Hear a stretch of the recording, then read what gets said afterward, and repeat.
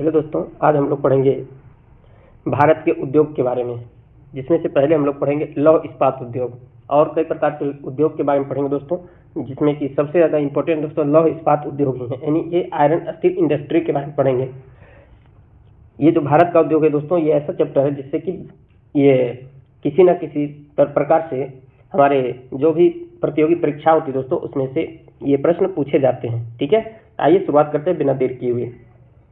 पहला दोस्तों कि देश में पहला लौह इस्पात कारखाना ये कब लगाया गया था? 1874 में बराकर नदी के किनारे में एक जगह है दोस्तों कुल्टी, और ये आसनसोल पश्चिम बंगाल में स्थित है। लेकिन ये जो है ये कुछ प्रॉब्लम के कारण ये कंपनियां बाद में बंद हो गई थी। कौन सा क्वेश्चन पूछेगा? देश का पहला लौह इस्पात कारखाना 1874 में कहाँ खोला गया था? कुल्टी, आसनसोल पश्चिम बंगाल में ये खोला गया था। ये जो कुल्टी है दोस्तों, ये बराकर नदी के किनारे है। इसका नाम पहले था दोस्तों बंगाल आयरन वर्कर्स।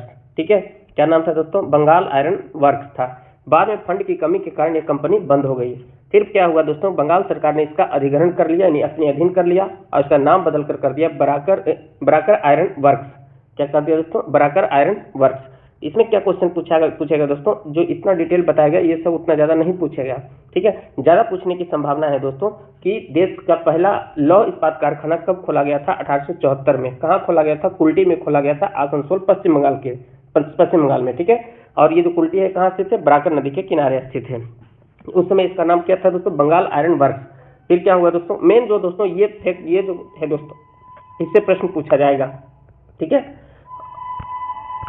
लेकिन जब इतना याद रखेंगे ही तो ये भी ध्यान रखिए, उस समय इसका नाम बंगाल आयरन वर्क्स था, बाद में ये बंद हो गई और इसका नाम बदल कर दिया गया, बराकर आयरन वर्क्स कर दिया गया था। ठीक है, देश का पहला बड़े पैमाने का लौह इस्पात कारखाना दोस्तों ये 1907 ईस्वी में झारखंड में स्थापित किया गया था। ठीक है, यह स्वर्ण रेखा और खरकई नदियों के संगम के समीप साक्षी नामक स्थान पर स्थित था और इसे जमशेदजी टाटा द्वारा स्थापित किया गया था। मोस्ट VVI ये जो तथ्य दोस्तों ये सब इम्पोर्टेंट है। ठीक है, ये जो खोला गया था दोस्तों 1874 ईस्वी में, ये छोटे लेवल पर खोला गया था। ठीक है, यानी कि कुल्टी के लेवल पर ही खोला गया था दोस्तों, इसका ज्यादा उतना विस्तार नहीं था, छोटा मोटा खोला गया था, यानी शुरुआती दौर था तो उतना ज्यादा विस्तार ये नहीं था। ठीक है, लेकिन देश का पहला बड़े पैमाने पर लौह इस्पात कारखाना ये जो दोस्तों खोला गया था 1907 ईस्वी में झारखंड में कौन सी जगह पर? साक्षी नामक जगह पर ये खोला गया था, और ये है दोस्तों स्वर्ण रेखा और खरकई नदियों के संगम के समीप स्थित है साक्षी। इसकी स्थापना दोस्तों जमशेदजी टाटा ने ही किया था। ठीक है, तो इसको एक शब्द में अगर देखने का प्रयास करें दोस्तों कि पहला कारखाना 1874 में कुल्टी में खोला गया था, पश्चिम बंगाल में स्थित है, और पहला बड़े पैमाने पर कारखाना 1907 ईस्वी में साक्षी में खोला गया था, जिसके संस्थापक दोस्तों जमशेदजी टाटा थे। अब देखते हैं स्वतंत्रता के पूर्व स्थापित लौह इस्पात कारखाना। ये जो देखे थे 1874 था, 1907 था, ये सभी तो स्वतंत्रता पूर्व ही था। ये अन्य कंपनियां हैं दोस्तों, ठीक है, जो इंपॉर्टेंट है इसके बारे में देखते हैं। तो पहला दोस्तों भारतीय लौह इस्पात कारखाना। ठीक है, भारतीय लौह इस्पात कंपनी टिस्को, टाटा आयरन। ये जो भारतीय लौह इस्पात कंपनी है दोस्तों टिस्को, इसकी स्थापना 1918 ईस्वी में हुई थी। टिस्को की स्थापना कब हुई दोस्तों? 1918 ईस्वी में स्थापना किया गया था।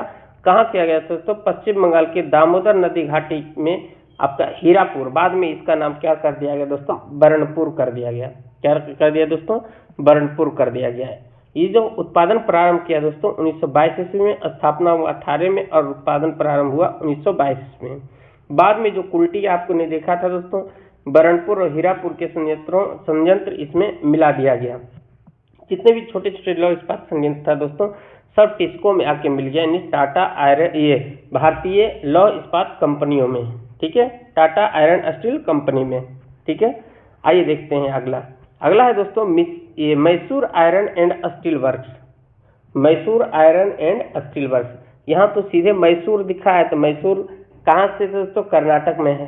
ठीक है, मैसूर राज्य जो वर्तमान में कर्नाटक में स्थित है। ये 1923 में इसकी स्थापना किया गया था, लेकिन वर्तमान में इसका नाम दोस्तों क्या है? VISCL, Visvesvaraya iron and steel company limited. क्या है दोस्तों? Visvesvaraya iron and steel company limited. इसकी स्थापना 1923 में की गई थी, है, ये भी ध्यान रखिएगा दोस्तों। उसके बाद दोस्तों स्टील कॉर्पोरेशन ऑफ बंगाल, इसकी स्थापना 1937 ईस्वी में हुई, बरनपुर पश्चिम बंगाल में ही। ठीक है, 1953 में भारतीय लौह इस्पात कंपनियों में ये विलय हो गया था, यानी कि जितना भी ये छोटे छोटे कंपनियां दोस्तों बाद में इसी में आके विलय हो जाती है, यानी कि टिस्को में आकर ये विलय हो जाता है। ठीक है, और टिस्को की स्थापना कब हुई थी दोस्तों? 1918 ईस्वी में। ठीक है, ये ध्यान रखिएगा। अगला अब देखते हैं दोस्तों कि स्वतंत्रता के बाद ये स्थापित लौह इस्पात कारखाना है ना, भारत कब आजाद हुआ था दोस्तों? 15 अगस्त 1947 ईस्वी को आजाद हुई थी। उसके बाद की ये बात है दोस्तों कि कौन कौन सी कंपनियों का गठन किया गया था और किसके सहयोग से गठन किया गया था और कहाँ पर स्थित है, ये तीनों चारों क्वेश्चन पूछा जाता है दोस्तों। देखिए, सबसे पहले क्वेश्चन पूछा जाता है कब स्थापना किया गया था, कहाँ स्थापना किया गया था, ये जो संयंत्र है वो किस राज्य में स्थित है, किसके सहयोग से स्थापित किया गया था। इन्हें 3-4 फैक्ट याद रखना है दोस्तों। ठीक है, तो 3-4 फैक्ट याद रखने के लिए मैं एक थोड़ा सा ये ट्रिक तैयार किया हूँ दोस्तों, तो इसे आप ध्यान रखेंगे। एक चीज तो याद रह जाएगा, किसके सहयोग से कौन सी कंपनी का स्थापना किया गया था। ठीक है, एक ट्रिक है दोस्तों, कहता है कि भरी दबी क्या है ट्रिक का नाम दोस्तों? भरी बोरा दबी राजा, दबी राजा। ठीक है, क्या नाम है दोस्तों, क्या ट्रिक का नाम है दोस्तों? भरी बोरा दबी राजा। इसको कैसे याद रखेंगे दोस्तों? बहुत से आप ध्यान रखेंगे भिलाई। भिलाई दोस्तों ये रूस के सहयोग से बनाया गया था। रूस का पूर्व नाम क्या था दोस्तों? पूर्व सोवियत संघ था। ठीक है, पूर्व सोवियत संघ था। तब भिलाई रूस के सहयोग से। शुरू वाला जो अक्षर है दोस्तों वो आपका लौह इस्पात कारखाना का नाम है और दूसरे वाला अक्षर किसके सहयोग से बनाया गया है। ठीक है, भरी बोरा यानी कि बोरा भरा था उसमें कि राजा दब गया। इस तरह से आप ध्यान रखेंगे दोस्तों कि भिलाई रसिया के सहयोग से बनाया गया था, स्थापना किया गया। बोकारो स्टील कंपनी दोस्तों ये भी आपका रूस के सहयोग से बनाया गया था। बोकारो स्टील कंपनी जो कि आपका झारखंड में स्थित है दोस्तों, ये भी रूस के सहयोग से बनाया गया था। वहीं हम बात करें दोस्तों कि दबी, दबी का मतलब हुआ यहाँ पर दुर्गापुर। दुर्गापुर दोस्तों ब्रिटेन के सहयोग से बनाया गया था। अगर आप चाहें तो आप नोट्स में ये डिटेल करके लिख सकते हैं। यहाँ पर ये भिलाई, यहाँ पर रूस, यहाँ पर आपका बोकारो, यहाँ पर रूस, फिर यहाँ पर लिख सकते हैं आप ये है आपका दुर्गापुर किसके सहयोग से? ब्रिटेन इंग्लैंड के सहयोग से। और यहाँ पर क्या है दोस्तों? राज्य यहाँ पर राउरकेला, ध्यान रखेंगे राउरकेला उड़ीसा में दोस्तों, जिसकी जर्मनी के सहयोग से बनाया गया था। ठीक है, तो 1 2 3 4 कंपनी जो है दोस्तों यानी कि 4 लौह इस्पात कारखाना दोस्तों, ये किस किस के सहयोग से बनाया गया था, इस ट्रिक के माध्यम से आप ध्यान रखेंगे। क्या है ट्रिक का नाम दोस्तों? भरी बोरा दबी राजा। बहुत से भिलाई रूस के सहयोग से, फिर से रिपीट कर रहा हूं मैं, बोकारो फिर से रूस के सहयोग से, पहला अक्षर कंपनी और दूसरा किसके सहयोग से। ठीक है, दुर्गापुर जो कि पश्चिम बंगाल में स्थित है ये ब्रिटेन के सहयोग से, राउरकेला ये जर्मनी के सहयोग से स्थापित किया गया था। आइए शुरुआत करते हैं, ये पढ़ने का प्रयास करते हैं। भिलाई ये जो बनाया गया था दोस्तों द्वितीय पंचवर्षीय योजना के काल में 1956 से 1961 के अधीन दोस्तों। ठीक है, ये 2-3 कंपनियां हैं दोस्तों जिसकी स्थापना द्वितीय पंचवर्षीय योजना के काल में ये स्थापित किया गया था। ठीक है, पंचवर्षीय योजना के बारे में दोस्तों हम इकोनॉमिक्स में डिटेल से चर्चा करेंगे। ठीक है, इतना ध्यान रखिए कि द्वितीय पंचवर्षीय योजना का कार्यकाल 1956 से 1961 के बीच रहा है। ठीक है, और द्वितीय पंचवर्षीय योजना में उद्योग पर ये जोड़ दिया गया था। ठीक है, तो भिलाई इस्पात संयंत्र की स्थापना 1955 में किया गया था दोस्तों। ये भिलाई जो कि छत्तीसगढ़ के दुर्ग जिले में स्थित है और ये किसके सहयोग से बना था दोस्तों? पूर्व सोवियत संघ के सहयोग से। और ये उत्पादन प्रारंभ किया 1959 से। कैसे याद रखेंगे दोस्तों? फिर से भरी बोरा, भरी बहुत से भिलाई रूस के सहयोग से, तो निकल गया। ठीक है, दूसरा है दोस्तों हिंदुस्तान स्टील लिमिटेड राउरकेला। आप देखिए क्या ट्रिक का नाम था दोस्तों? भरी बोरा दबी राजा, है ना। पहला वाला कंपनी का नाम होता है यानी कि र से राउरकेला, किसके सहयोग से? जर्मनी के सहयोग से। तो ये देख लीजिए कि राउरकेला, सबसे पहले राउरकेला है कहाँ दोस्तों? उड़ीसा में। कब स्थापित किया गया था? 1959 ईस्वी में। ठीक है, भिलाई 1955 में और ये 1959 में स्थापित हुआ दोस्तों। ठीक है, ये राउरकेला की। और किसके सहयोग से? तो पश्चिमी जर्मनी के सहयोग से। तो सर पश्चिमी की पूर्वी, अरे आप जर्मनी आप ध्यान रखेंगे, बस ये काफी है दोस्तों कि जर्मनी के सहयोग से। तो जर्मनी, पश्चिमी जर्मनी, ये भी आप ध्यान में रख सकते हैं, ठीक है। अगला है दोस्तों कि हिंदुस्तान स्टील लिमिटेड दुर्गापुर। दुर्गापुर यानी कि दबी, दबी, दो से दुर्गापुर और बो से ब्रिटेन, ठीक है। तो इसकी स्थापना दोस्तों 1956 ईस्वी में दुर्गापुर पश्चिम बंगाल में किया गया था। और किसके सहयोग से दोस्तों? तो ब्रिटेन के सहयोग से। कब प्रारंभ हुआ दोस्तों? 1962 से ये उत्पादन करना प्रारंभ कर दिया था, ठीक है। आइए अगला देखते हैं दोस्तों। कहता द्वितीय पंचवर्षीय योजना में उद्योग पर विशेष बल दिया गया था, ये तो बता ही दिए थे, ठीक है। अब तृतीय पंचवर्षीय योजना के काल में स्थापित कुछ कारखानाएं हैं दोस्तों, ठीक है। तीसरी पंचवर्षीय योजना के दौरान, तो तीसरी पंचवर्षीय योजना का कार्यकाल दोस्तों 1961 से 1966 रहा है। यह एक असफल पंचवर्षीय योजना रहा है दोस्तों, क्योंकि इसी के दौरान आपका भारत चीन युद्ध हो गया था, भारत पाक युद्ध हो गया था, इसी पंचवर्षीय योजना के काल में हुआ था दोस्तों, ठीक है। और इसी तृतीय पंचवर्षीय योजना के काल में ही दोस्तों 1964 ईस्वी में आपका बोकारो स्टील प्लांट की स्थापना किया गया था। तत्कालीन बिहार, यानी कि उस समय बिहार और झारखंड एक ही था दोस्तों। बिहार से झारखंड 2000 ईस्वी में ये अलग हुआ था। 15 नवंबर 2000 ईस्वी में ये अलग हुआ था। उस समय बिहार ही कहलाता था दोस्तों। 1964 में स्थापना किया गया था। किसके सहयोग से दोस्तों? पूर्व सोवियत संघ के सहयोग से। कैसे ध्यान रखेंगे? फिर से मैं रिकॉल कर रहा हूँ। भरी बोरा दबी राजा, तो ये कौन है दोस्तों? बोकारो, पहला वाला बोकारो। किसके सहयोग से? ये रसिया के सहयोग से। रसिया का ही नाम यानी रूस का ही नाम क्या है दोस्तों? पूर्व सोवियत संघ है। बोकारो स्टील प्लांट कहाँ है दोस्तों? झारखंड में। अब झारखंड में, लेकिन उस समय बिहार में ही स्थित था, ठीक है। किसके सहयोग से? तो रूस के सहयोग से इस कंपनी की स्थापना किया गया था। अब देखते हैं कि चौथी पंचवर्षीय योजना काल में कौन सी कारखाने की स्थापना किया गया था। सेलम इस्पात संयंत्र, जो कि तमिलनाडु में स्थित है दोस्तों। सेलम एक जिला है तमिलनाडु का दोस्तों, ठीक है। यहाँ पर स्थापना किया गया था। वहीं विशाखापत्तनम इस्पात संयंत्र, ये आंध्र प्रदेश में स्थित है। विजयनगर इस्पात संयंत्र आपका कर्नाटक में स्थित है, ठीक है। हसपेट बेलारी जिला में। ये ध्यान रखिएगा, चौथे पंचवर्षीय योजना के काल में भी कुछ कारखानों का ये स्थापना किया गया था दोस्तों। जो इम्पोर्टेंट है दोस्तों, अभी तक जो पढ़े थे दोस्तों, आपका भिलाई था, बोकारो था, दुर्गापुर था, राउरकेला था। ये सबसे हर तरह से प्रश्न पूछा जाता है दोस्तों। सहयोग से कहाँ है, मिलान करने के लिए दे दिया जाता है दोस्तों, तो इसे आप ध्यान में रखें, इसका प्रयास करेंगे। अब एक आ गया दोस्तों जो कि सेल नाम है, स्टील अथॉरिटी ऑफ इंडिया। क्या नाम है दोस्तों? Steel authority of India.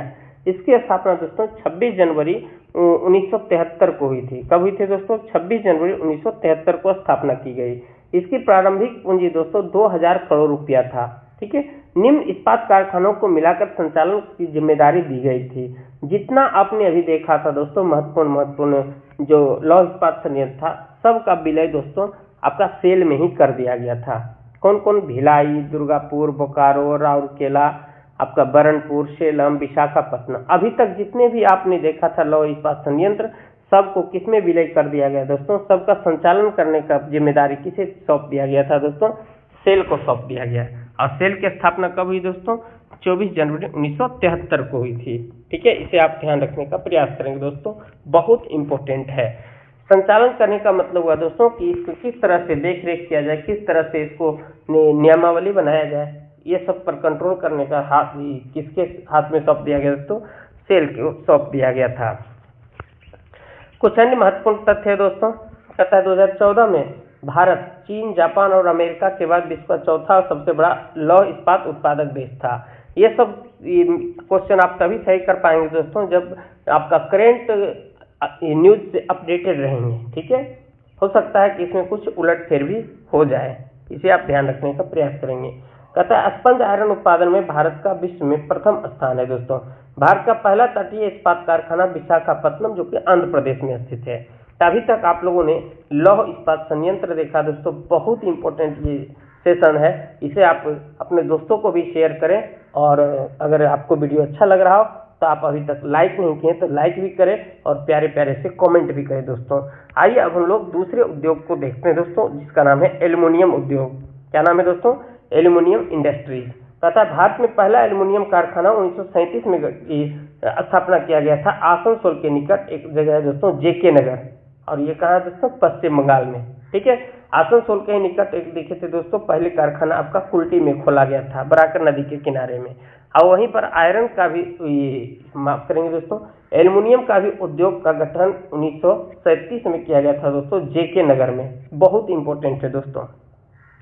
तो भारत में पहला एल्युमिनियम कारखाना कब स्थापित की गई थी दोस्तों, 1937 में। कहाँ पर, आसनसोल के निकट एक जगह है दोस्तों जेके नगर, जो कि पश्चिम बंगाल में स्थित है। वहीं बात करें दोस्तों 1938 में कुछ स्थापित कारखाने हैं दोस्तों, मूड़ी, अलवाई, बेलूर, हीराकुंड, ये सब की स्थापना दोस्तों 1938 में की गई थी। ठीक है, केरल अलुवा बहुत अच्छे शहर है दोस्तों, यहाँ पर हमने विजिट भी किया है। ठीक है, तो ये सब जगह पर भी एल्युमिनियम के कारखाने खोला गया है। अब कुछ अन्य कारखाने हैं दोस्तों, हिंदुस्तान एल्युमिनियम कॉर्पोरेशन लिमिटेड, इसको हिंदी में कहते हैं दोस्तों शॉर्ट में हिंडाल्को। क्या कहते हैं दोस्तों, हिंडाल्को। हिंडाल्को, ये सबसे क्वेश्चन पूछा जाता है दोस्तों, बिल्कुल पूछा जाता है। ठीक है, कि हिंडाल्को की स्थापना कब हुई, 1958 ईस्वी में हुई। कहाँ हुई दोस्तों, रेणुकूट। रेणुकूट कहाँ है दोस्तों, उत्तर प्रदेश में है। और ये किसके सहयोग से गठन किया गया है, ये भी प्रश्न पूछा जाता है। यहाँ पर आपको ये बताया गया है दोस्तों कि किसके सहयोग से गठन किया गया है। ठीक है, अभी हम पहले देख लेते हैं एक बार। हिंडाल्को का गठन 1958 में रेणुकूट उत्तर प्रदेश में हुई दोस्तों। वहीं बात करें दोस्तों मद्रास एल्युमिनियम कंपनी, इसकी स्थापना मैसूर तमिलनाडु में हुई है। तो भारत की प्रमुख एल्युमिनियम कंपनी है दोस्तों, किसकी सहयोग से गठन किया गया और कहाँ गठन किया गया, इससे भी प्रश्न पूछे जाते रहे हैं। ठीक है, तो जो बाल्को है, बाल्को, हिंडाल्को, आपका नाल्को, इंडाल्को, माल्को, ये सब दोस्तों एल्युमिनियम की कंपनियां हैं। ठीक है, तो ध्यान रखेंगे। बाल्को जो है दोस्तों सोवियत संघ के सहयोग से गठन किया गया था, ये कोरबा एवं कोयना में स्थित है। ठीक है, वहीं दोस्तों नाल्को की गठन दोस्तों फ्रांस के सहयोग से किया गया था, दामनजोड़ी उड़ीसा में स्थित है। हिंडाल्को अमेरिका के सहयोग से, यूएसए का मतलब यूनाइटेड स्टेट ऑफ अमेरिका है दोस्तों, ये रेणुकूट में स्थापित किया गया था 1958 ईस्वी में, अभी आपने देखा था दोस्तों। तो इंडाल्को कनाडा के सहयोग से गठन किया गया था, जेके नगर, मूरी, अलवाई में ये इसका गठन किया गया था दोस्तों। माल्को की स्थापना आपका इटली के सहयोग से किया गया था दोस्तों, ये चेन्नई, मेट्टूर, सेलम, यहाँ ये इसका प्रमुख केंद्र है। ठीक है, कहाँ कहाँ केंद्र है, ये प्रमुख केंद्र है दोस्तों, किसके सहयोग से गठन किया गया था और कौन से कंपनी का गठन किया गया था। और ये सब जो कंपनी है सब किसका कंपनी है दोस्तों, एल्युमिनियम की कंपनी है। इसे भी आप ध्यान में रखने का प्रयास करेंगे दोस्तों। ठीक है, एक और है दोस्तों वेदांता, जो कि जर्मनी के सहयोग से गठन किया गया था, झारसुगुड़ा, इसका प्रमुख केंद्र है। कुछ आंकड़े हैं दोस्तों, इसको देखते हैं दोस्तों। कहता है एल्युमिनियम उत्पादन में भारत का विश्व में दूसरा स्थान है। ये कब का रिपोर्ट है दोस्तों, 2024-25 के अनुसार ये रिपोर्ट है कि एल्युमिनियम के उत्पादन में भारत का स्थान कौन सा है दोस्तों, दूसरा स्थान है। वहीं नाल्को की बात करें दोस्तों, नेशनल एल्युमिनियम कंपनी लिमिटेड, इसकी देश का सबसे बड़ा समन्वयी एल्युमिनियम संयंत्र है। क्वेश्चन पूछेगा कि भारत देश का सबसे बड़ा एल्युमिनियम से समन्वित संयंत्र कौन सा है दोस्तों, तो नाल्को है। इसकी स्थापना 7 जनवरी 1981 को हुआ था। इसकी स्थापना, नाल्को की स्थापना कब हुई दोस्तों, 7 जनवरी 1981 को हुआ। और पंजीकृत इसका जो ऑफिस है, कार्यालय है दोस्तों, ये भुवनेश्वर है। ठीक है, ये एल्युमिनियम उद्योग भी हमने समाप्त कर लिया। अभी तक लौह उद्योग और एल्युमिनियम उद्योग को देखा। अब हम लोग सूती वस्त्र उद्योग देखने का प्रयास करते हैं दोस्तों, इससे भी प्रश्न बराबर पूछे जाते रहे हैं। कहता दोस्तों इसका प्रारंभिक विकास यानी कि शुरुआती विकास दोस्तों 1818 ईस्वी में हुई थी। ठीक है, यानी कि आधुनिक ढंग से पहली सूती मिल 1818 ईस्वी में कोलकाता के पास फोर्ट ग्लास्टर में स्थापित हुई, लेकिन ये विफल रहा, यानी कि असफल हो रहा था। पहला प्रयास हो सकता है दोस्तों असफल रहे, लेकिन दूसरा प्रयास आपका सफलता मिल जाती है दोस्तों। तो क्वेश्चन पूछेगा दोस्तों कि सूती वस्त्र उद्योग का पहला असफल प्रयास कब किया गया था, 1818 ईस्वी में कलकत्ता के पास एक जगह है दोस्तों फोर्ट ग्लास्टर, वहां पर स्थापित किया गया था। लेकिन बात करें दोस्तों पहली सफल आधुनिक सूती मिल, इसकी स्थापना दोस्तों 1954 ईस्वी में हुई थी। ठीक है, और ये मुंबई में किया गया था, किसके सहयोग से दोस्तों, तो ये जो सहयोग था दोस्तों ये काबस जी डाबर द्वारा स्थापित किया गया था। बहुत इंपॉर्टेंट है दोस्तों, VVI प्रश्न बनता है यहाँ से कि पहली बार सफल सूती वस्त्र उद्योग की स्थापना कब किया गया था? 1854 ईस्वी में। किसके सहयोग से? तो काबसजी डावर द्वारा के स्थापित किया गया था। कहाँ किया गया था दोस्तों? तो मुंबई में किया गया था। लेकिन ये जो उत्पादन प्रारंभ किया दोस्तों 1856 में। जैसा कि आपने देखा था दोस्तों कि आयरन में भी यानी लौह इस्पात कार्य संयंत्र में भी कुल्टी में क्या किया गया था कि छोटे लेवल पर यह स्थापना किया गया था, फिर इसे बंद कर दिया गया। ठीक है, फिर आपका टिस्को की स्थापना किया गया था। ठीक है, ये सब भी ध्यान रखेंगे। तो ये कुल्टी असफल रहा, लेकिन बड़े पैमाने पर आपका टिस्को की स्थापना किया गया था दोस्तों। ठीक उसी प्रकार से सूती वस्त्र उद्योग में 1918 में कलकत्ता में जो स्थापित किया गया था फोर्ट ग्लास्टर में, ये असफल रहे, लेकिन सफल कारखाना 1854 में मुंबई में खोला गया था काबसजी डावर जी के द्वारा। कुछ प्रमुख केंद्र देखते हैं सूती वस्त्र उद्योग का दोस्तों। कहता सूती वस्त्र उद्योग का सर्वाधिक केंद्रीकरण महाराष्ट्र एवं गुजरात वाले एरिया में है दोस्तों। अगर आप लोगों ने अभी तक हमारा सेशन लगातार देख रहे होंगे दोस्तों, तो आपको ये इंडिया का मैप समझ में आ रहा होगा कि इंडिया का मैप ये किस तरह से और कौन सा राज्य कहाँ पर स्थित है दोस्तों। अगर हम बात करें दोस्तों, किसकी बात कर रहा है? महाराष्ट्र एवं गुजरात की। तो ये भाग है दोस्तों गुजरात का। गुजरात के नीचे में आप जाएंगे तो गुजरात के नीचे ये आपका महाराष्ट्र वाला एरिया है दोस्तों। ठीक है, और गुजरात और महाराष्ट्र के एरिया में आपको बताए थे, जब आपको भारत की मृदाएं बताई गई थी तो यहाँ पर बताए थे दोस्तों, यहाँ पर बेसाल चट्टान के टूटने से, ये बेसाल चट्टान के टूटने से आपको ये काली मिट्टी का निर्माण इस क्षेत्र में बहुत ज्यादा है। ठीक है, और आपको बताया था दोस्तों काली मिट्टी में जो प्रमुख फसल उगाए जाते हैं दोस्तों, उसका नाम है दोस्तों कपास। ठीक है, कपास से ही दोस्तों सूत का कपड़ा बनता है। कपास से ही सूत प्राप्त होती है। किस पौधे से दोस्तों? सूत प्राप्त होती है। ठीक है, तो सूत से ही जो पौधे जो आपका कपड़ा बनता है दोस्तों, उसे सूती वस्त्र कहते हैं दोस्तों। तो ये इस क्षेत्र में गुजरात और आपका महाराष्ट्र वाले एरिया में बहुत ज्यादा आपका कपास की खेती होती है, जिसके कारण यहाँ पर सूती वस्त्र का हब है। ठीक है, इसके अलावा आपका तमिलनाडु एरिया में भी आपका काली मिट्टी पाई जाती है, इसलिए यहाँ भी कपास उगाए जाते हैं। सूत की मिल यहाँ भी देखने को मिलता है दोस्तों। ठीक है, तो वही यहाँ पर अन्य क्षेत्र की बात करता है दोस्तों। अन्य क्षेत्र में आपका आ जाएगा पश्चिम बंगाल आ जाएगा दोस्तों। पश्चिम बंगाल है, मध्य प्रदेश है, तमिलनाडु है, आंध्र प्रदेश है, केरल है, उत्तर प्रदेश है। ये सब एरिया में भी आपका सूती वस्त्र उद्योग खोला गया है। ठीक है, उद्योग दोस्तों वहीं अक्सर लगाया जाता है जहां पर कि कच्चे माल का प्राप्ति आसानी से किया जा सके, यातायात अच्छी तरह से वहां पर पहुंच सके। ठीक है, ये सब व्यवस्थाओं तभी कहीं पर कंपनियां खोली जाती है। ठीक है, ये ध्यान रखेंगे दोस्तों।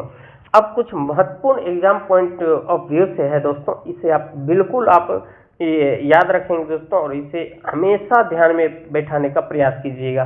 क्या है दोस्तों? कहता मुंबई। मुंबई को क्या कहा जाता है? महत्वपूर्ण उपनाम है।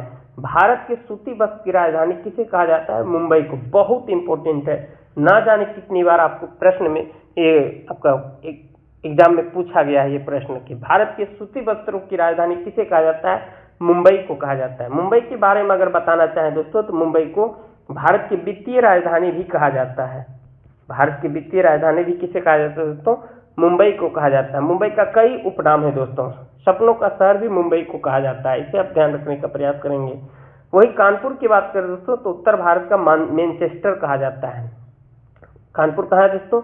आपका उत्तर प्रदेश में है। क्वेश्चन पूछेगा कि उत्तर भारत का मैनचेस्टर किसे कहा जाता है? तो कानपुर को। अब मैनचेस्टर क्या है दोस्तों? मैनचेस्टर आपका इंग्लैंड का एक महत्वपूर्ण जगह है दोस्तों, मैनचेस्टर, जहां पर कि बहुत सारा सूती कपड़ों का मिले हैं दोस्तों। ठीक है, इसीलिए उत्तर भारत का मैनचेस्टर किसे कह दिया जाता है दोस्तों? तो कानपुर को कह दिया जाता है। वहीं बात करें दोस्तों कोयम्बटूर को। कोयम्बटूर को दक्षिण भारत का मैनचेस्टर कहा जाता है ना। उत्तर भारत और दक्षिण भारत आपको समझ में आ रहा होगा दोस्तों। ये विंध्याचल पर्वत, आपको जब पर्वत पढ़ा रहे होंगे तो वहां पर बताए थे दोस्तों, विंध्याचल पर्वत दो भागों में बांटती है, ये उत्तर भारत और ये दक्षिण भारत है। उत्तर भारत का मैनचेस्टर तो कानपुर, जो कि उत्तर प्रदेश में स्थित है। वहीं बात करें दोस्तों आपका दक्षिण भारत का मैनचेस्टर जो तमिलनाडु में स्थित है, कोयम्बटूर में स्थित है दोस्तों। ठीक है, कोयम्बटूर भी इसे कहा जाता है। क्वेश्चन पूछेगा उत्तर भारत का मैनचेस्टर कानपुर, दक्षिण भारत का मैनचेस्टर तब हो जाएगा आपका कोयम्बटूर। लेकिन सिर्फ कहेगा भारत का मैनचेस्टर, तो गुजरात के एक शहर है दोस्तों अहमदाबाद। ठीक है, भारत का मैनचेस्टर अहमदाबाद को कहा जाता है। ठीक है, ये चार फैक्ट बहुत इंपॉर्टेंट है। फिर से मैं रिकॉल करने का प्रयास करूं दोस्तों। क्वेश्चन पूछेगा दोस्तों, सिर्फ कहेगा भारत के सूती वस्त्र की राजधानी, तब तो मुंबई हो जाएगी। उत्तर भारत की मैनचेस्टर कानपुर, दक्षिण भारत का मैनचेस्टर कोयम्बटूर, जो कहाँ स्थित है दोस्तों, तमिलनाडु राज्य में स्थित है। सिर्फ कहेगा भारत का मैनचेस्टर तब हो जाएगा आपका अहमदाबाद। ठीक है, कहता है यहाँ पहली सूती मिल 1881 में शुरू हुई थी। पहला सूती मिल का कब शुरू हुआ था दोस्तों, ये 1881 में शुरू हुई थी। अब हम लोग आर्थिक महत्व के बारे में देखते हैं दोस्तों। कहता है भारतीय अर्थव्यवस्था में कपड़ा उद्योग का स्थान कृषि के बाद दूसरा है, यानी कि सबसे ज्यादा दोस्तों अर्थव्यवस्था जो निर्भर करता है कृषि पर, उसके बाद में दूसरा स्थान आपका कपड़ा उद्योग ही रखता है। यह भारत का सबसे प्राचीन, सबसे बड़ा संगठित एवं व्यापक उद्योग है दोस्तों। ठीक है, कृषि के बाद रोजगार प्रदान करने वाला दूसरा सबसे बड़ा क्षेत्र कौन है दोस्तों, तो आपका वही वस्त्र उद्योग यानी कि सूती उद्योग ही है दोस्तों। इस प्रकार से दोस्तों आपने 3 उद्योगों को अभी पढ़ा। पहला आपने आयरन वाला पढ़ा, फिर एल्युमिनियम वाला पढ़ा, फिर आपने सूती उद्योग पढ़ा। आइए हम लोग जूट उद्योग भी देख लेते हैं दोस्तों। ठीक है, जूट इंडस्ट्री क्या है, जूट की विशेष क्या पहचान है दोस्तों। ठीक है, जूट जो दोस्तों, जूट का ही एक और नाम है दोस्तों पटसन। जूट का ही एक और नाम क्या है दोस्तों, पटसन है। इसे भी आप ध्यान रखेंगे दोस्तों। कहता है जूट को सोने का रेशा कहा जाता है, यानी गोल्डन फाइबर कहा जाता है। बहुत इंपॉर्टेंट है, ना जाने कई बार प्रश्न पूछे गए हैं एग्जाम में दोस्तों। क्वेश्चन पूछा है गोल्डन फाइबर किसे कहा जाता है, जूट या तो पटसन को कहा जाता है, जूट या तो पटसन को कहा जाता है। इसी को इंग्लिश में गोल्डन फाइबर या सोने का रेशा कहा जाता है। इसे आप ध्यान रखिएगा दोस्तों। जूट के रेशों से दोस्तों मानव निर्माण में भारत को विश्व में प्रथम स्थान प्राप्त है। क्वेश्चन पूछेगा कि जूट के रेशों से सामान निर्माण, यानी कि जूट के रेशे से सामान बनाने में भारत विश्व का कैसा देश है दोस्तों, ये प्रथम देश है। ठीक है, यानी प्रथम स्थान है। इसकी ऐतिहासिक तथ्य की बात करें दोस्तों, तो कहता है पहला जूट कारखाना 1855 ईस्वी में खोला गया था। कलकत्ता के पास ही रिसरा में स्थित है दोस्तों। रिसरा नामक जगह दोस्तों कहाँ है, तो आपका पश्चिम बंगाल में स्थित है। और यहाँ पर पहली बार जूट कारखाना खोला गया था। संस्थागत जानकारी क्या क्या है दोस्तों, कहता है भारतीय जूट निगम की स्थापना 1971 में हुई थी। भारतीय जूट निगम की स्थापना कब हुई दोस्तों, 1971 ईस्वी में हुई। जूट के आयात निर्यात एवं आंतरिक बाजार की देखरेख के लिए इसकी स्थापना किया गया था। भारतीय जूट निगम की स्थापना क्यों किया गया था दोस्तों, जूट के आयात निर्यात एवं आंतरिक बाजार की देखरेख के लिए। अगर हम वैश्विक स्थिति की बात करें दोस्तों, तो कहता है भारत विश्व के 60 से 70% जूट उत्पादों का निर्माण करता है और भारत दूसरा सबसे बड़ा निर्यातक देश है। और पहला कौन है दोस्तों, बांग्लादेश है। ये जो आंकड़ा जितना दिखाया गया दोस्तों, ये आपका नवीनतम आंकड़ा है। ठीक है, कैसी आंकड़ा है दोस्तों, ये सब आपका नवीनतम आंकड़ा, इसे आप ध्यान रखेंगे। सबसे बड़ा निर्यातक, आयात निर्यात समझते कि नहीं दोस्तों, आइए देखते हैं। आपको हो सकता है आप शुरुआत में देख रहे हो तो आयात और निर्यात आपको समझ में नहीं आ रहा होगा। ठीक है, आइए देखते हैं। एक होता है दोस्तों आयात, एक होता है आपका निर्यात। ठीक है, निर्यात, इसको इंग्लिश में कहते हैं दोस्तों इंपोर्ट, इसको कहते हैं एक्सपोर्ट, इंपोर्ट और एक्सपोर्ट। आयात का मतलब होता है दोस्तों किसी दूसरे देश से माल को अपने देश में मंगाना। और निर्यात का मतलब होता है अपने देश से दूसरे देश में भेजना, अर्थात विदेश में भेजना। विदेश से अपने देश में जो कोई माल को, यानी जो कोई वस्तु को मंगाया जाता है उसे आयात कहते हैं, और जो दूसरे देश में भेजा जाता है उसे दोस्तों निर्यात कहते हैं। ठीक है, तो निर्यातक में यानी भेजने में दूसरा बड़ा देश है आपका भारत, और पहला है दोस्तों बांग्लादेश। किसमें, जूट उत्पादन में, जूट के लिए। जूट उद्योगों से संबंधित प्रमुख स्थान की बात करें दोस्तों, तो पश्चिम बंगाल के प्रमुख स्थान के बारे में देखते हैं। टीटागढ़, रिसरा, बाली, अगरपाड़ा, बांसबेड़िया, कंकानार, उलबेरिया, श्रीरामपुर, बजबज, हावड़ा, श्यामनगर, शिवपुर, सियालदह, बेलूर, होलीनगर, बैरकपुर, ये सब पश्चिम बंगाल का जगह है दोस्तों।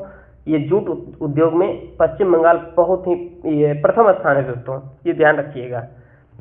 जैसा कि आपने देखा था कि सूती में जो प्रथम स्थान रखता है दोस्तों गुजरात और महाराष्ट्र में, इसी में से दोनों कोई रखता है। वहीं जूट की बात करें दोस्तों तो पश्चिम बंगाल आपका जूट उत्पादन में अग्रणी राज्य है दोस्तों। ठीक है, आंध्र प्रदेश में भी जूट का प्रमुख केंद्र है दोस्तों विशाखापट्टनम और गुंटूर। उत्तर प्रदेश में है कानपुर, सहजनवाब। ठीक है, बिहार भी दोस्तों, बिहार में भी आपका जूट की खेती की जाती है दोस्तों।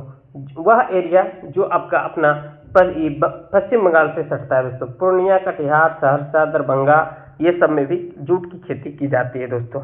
ठीक है। अंतर्राष्ट्रीय जूट संगठन की स्थापना दोस्तों 1984 में हुई थी। इसका मुख्यालय कहाँ है दोस्तों? ढाका है। इसका मुख्यालय कहाँ है दोस्तों? ढाका है। अब आ गया बात किसका? चीनी उद्योग का। ठीक है, चीनी उद्योग का। तो ये जो कुछ अन्य उद्योग है दोस्तों, आइए एक और उद्योग पढ़ लेते हैं तो 5 हो जाएगा, फिर हम लोग ये नेक्स्ट वीडियो में देखेंगे। ठीक है, चीनी उद्योग को देखते हैं। शुगर इंडस्ट्रीज कहता है भारत में आधुनिक चीनी उद्योग की शुरुआत 1903 ईस्वी में हुई। चीनी उद्योग की शुरुआत कब हुई दोस्तों? 1903 ईस्वी में हुई। ठीक है, बिहार में पहली चीनी मिल की स्थापना के साथ, यानी कि बिहार में ही ये पहली बार भारत में चीनी उद्योग की स्थापना बिहार में की गई थी दोस्तों 1903 ईस्वी में। भारत के प्रमुख चीनी उद्योग वाले राज्य कौन कौन सा है दोस्तों? ये ध्यान रखिएगा। तो उत्तर प्रदेश में भी होता है, बिहार में भी होता है, महाराष्ट्र में होती है। नहीं, भारत के कई देशों में, कई राज्यों में दोस्तों चीनी उद्योग स्थापित किया गया है। उत्तर प्रदेश में प्रमुख जगह है दोस्तों देवरिया है, भटनी है, पडरीना है, गोरखपुर है, गिरी बाजार है, सिसवा बाजार है, बस्ती है, बलरामपुर है, गोंडा, ये सब ध्यान में रखिएगा दोस्तों। आपका उत्तर प्रदेश में चीनी उद्योग के लिए प्रसिद्ध है। वहीं बिहार की बात करें दोस्तों, तो बिहार में अधिकांश आपका उत्तरी बिहार की बात कर रहा है। कौन सी बिहार की बात कर रहा है दोस्तों? ये उत्तरी बिहार की बात कर रहा है। अगर बिहार की बात करें दोस्तों, ये आयताकार बिहार होता है दोस्तों। तो इस एरिया वाले जितने भी आपका जिला है दोस्तों, इस एरिया में आपका गन्ना की खेती खूब होती है। यही कारण है कि चीनी की मिलें यहाँ पर अत्यधिक है दोस्तों। मोतिहारी, सुगौली, मंझौलिया, चनपटिया, नरकटियागंज, मढ़ौरा, सासा मूसा, मोतीपुर, गोपालगंज, ये सब एरिया में दोस्तों, डालमिया नगर, सारण, समस्तीपुर, दरभंगा, चंपारण, हसनपुर, ये सब एरिया में चीनी उद्योग है दोस्तों। महाराष्ट्र में जो प्रमुख है दोस्तों, मनसाड, नासिक, अहमदनगर, पुणे, सोलापुर, कोल्हापुर, ये सब में बहुत ज़्यादा चीनी उद्योग होती है। ये सबको रटने की नहीं, बस एक झलक देख लीजिए। पश्चिम बंगाल में बेलडांगा है, पलासी है, हावड़ा, मुर्शिदाबाद। आपको याद रखना है स्थापना कब हुई? 1903 में स्थापना हुई। बिहार में चीनी उद्योग के साथ हैं। पंजाब में धुरी है, फगवाड़ है, अमृतसर है, हरियाणा में जगाधरी है, रोहतक है। वहीं तमिलनाडु की बात करें दोस्तों, अरकोट है, मदुरई, कोयम्बटूर और तिरुचिरापल्ली है। आंध्र प्रदेश में आपका सीतापुरम है, पीठापुरम है, विजयवाड़ा है, सामलकोट है। वही राजस्थान में गंगानगर, भोपाल सागर, ये सब है दोस्तों। ठीक है, और अन्य जो आपका उद्योग है दोस्तों, उसे मैं नेक्स्ट लेक्चर में कवर करने का प्रयास करूंगा। आज हम बस 5 उद्योग के साथ ही आपके साथ जुड़े हैं। इसी के साथ इस लेक्चर को यहीं समाप्त करते हैं। आप लोगों को होली की ढेर सारी शुभकामनाएं। आप लोग होली मनाइए और हमारे YouTube चैनल में लगातार जुड़े रहें, ताकि आप अपने जीवन शैली में बेहतरीन, रंगीन और खुशनुमा पल ला सकें। ठीक है, जय हिंद, जय भारत।